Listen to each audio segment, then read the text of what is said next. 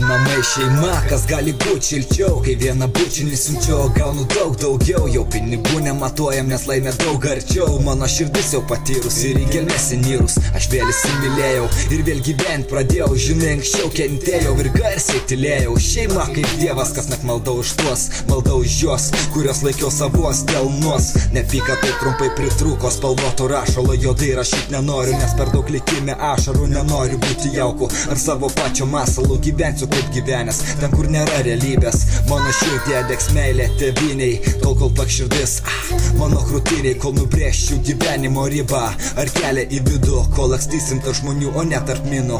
Laimė, kaip paprasta atrasti tavo formulę, kaip paprasta sukurti ją, kaip laikyti mylimą žmogų širdyje. Pavirtume degėsiais, pelenais ir viską konvertuojam netikrais draugais. Elgiamės ne taip, kaip tėvai mūsų auklėjo, nors kartais ir supykdavo, bet širdyje mylėjo. Ir kai mums negerai, jie su mumis kentėjo.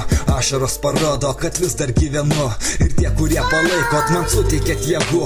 Nepykit kartais blogas, nepykit kartais pernelyg šlykštus, bet tai ir padeda surasti man tikrus draugus. Atsakymai parodo, kas tikra ir kas ne. Ir va tokie žodžiai, kaip eik tu nakui ir pokui, netinka čia, netinka čia, netinka čia.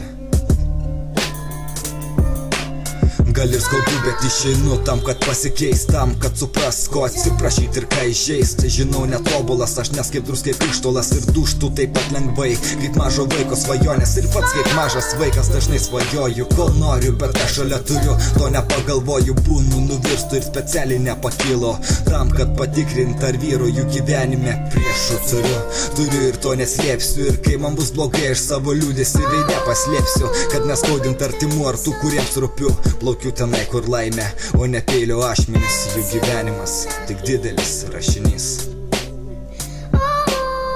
Jų gyvenimas tik didelis rašinys.